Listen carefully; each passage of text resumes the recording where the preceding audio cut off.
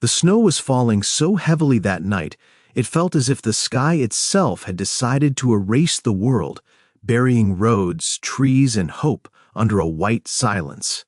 Michael Carter gripped the steering wheel of his old pickup with numb fingers, his breath fogging the windshield as the heater struggled to keep up. He had just finished another double shift at the warehouse, his body aching, his heart heavier than the snowstorm outside.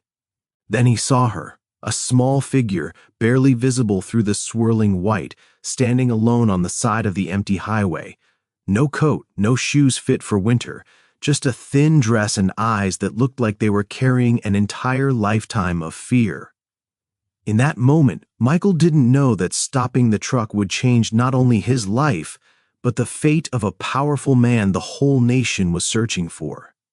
Before the story continues, if you believe in kindness, second chances, and the quiet miracles that happen when strangers choose to care, please take a moment to like this video, share it with someone who needs hope, leave a comment, and subscribe to the channel. Your support helps stories like this reach hearts that need them most. Michael was a single father in a small town in Montana, raising his 7-year-old son Ethan, ever since his wife passed away from cancer 3 years earlier.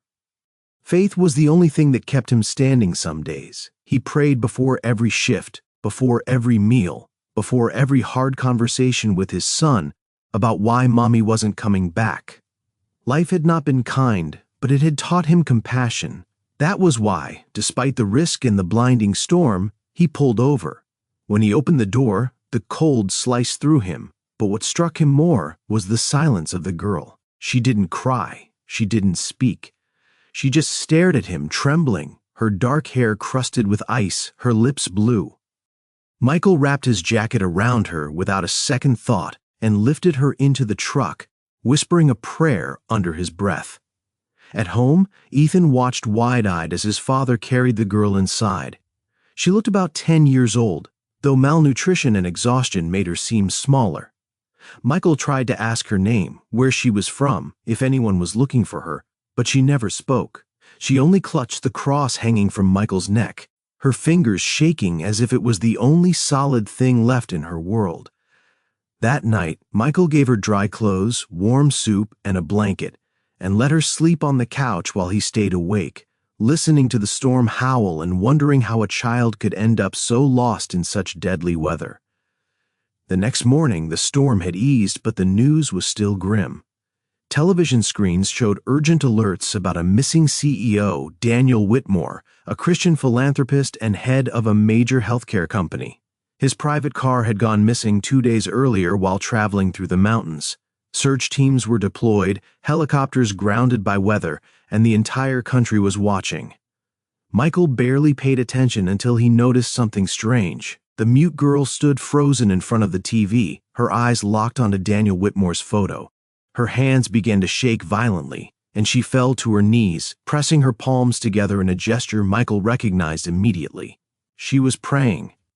Over the next few hours, Michael tried again to communicate with her. He wrote on paper. He pointed to pictures. Slowly, through gestures and drawings, he began to understand fragments of her story. Her name was Grace. She couldn't speak, not because she was born mute, but because of trauma. She had been in the car with Daniel Whitmore when it slid off the road during the storm. She wasn't his daughter, but someone he had rescued months earlier through one of his charities. When the accident happened, the driver was injured, and Daniel had carried Grace through the snow trying to find help. At some point, he collapsed. Grace had wandered, terrified, until she found the road where Michael had seen her. Michael's heart pounded as the truth settled in. The girl wasn't just lost. She was the key to finding a man the world was desperately searching for.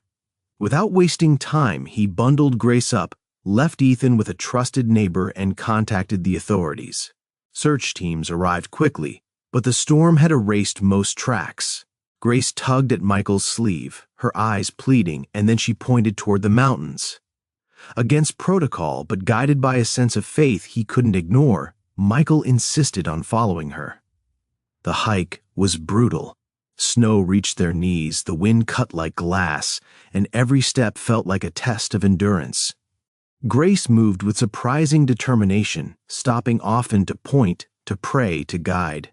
Michael stumbled, fell, and nearly gave up more than once, thinking of Ethan waiting at home, thinking of how fragile life truly was.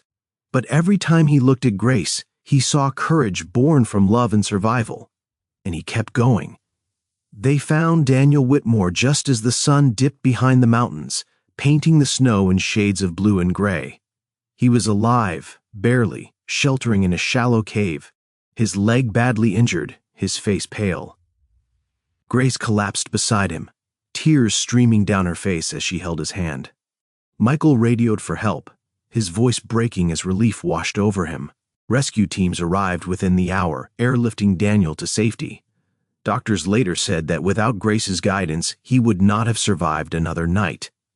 The media storm that followed was overwhelming. Michael's quiet life was suddenly flooded with reporters' praise and attention he never wanted. He avoided interviews, focusing instead on keeping life normal for Ethan and helping Grace adjust. Daniel Whitmore recovered slowly, and when he finally visited Michael's home, there was no grand speech, no cameras, just gratitude, prayer, and tears. Daniel saw in Michael the same faith that had carried him through his darkest hours. What followed was not a fairy tale miracle, but something deeper and more real. Daniel ensured Grace received the best care, therapy, and education.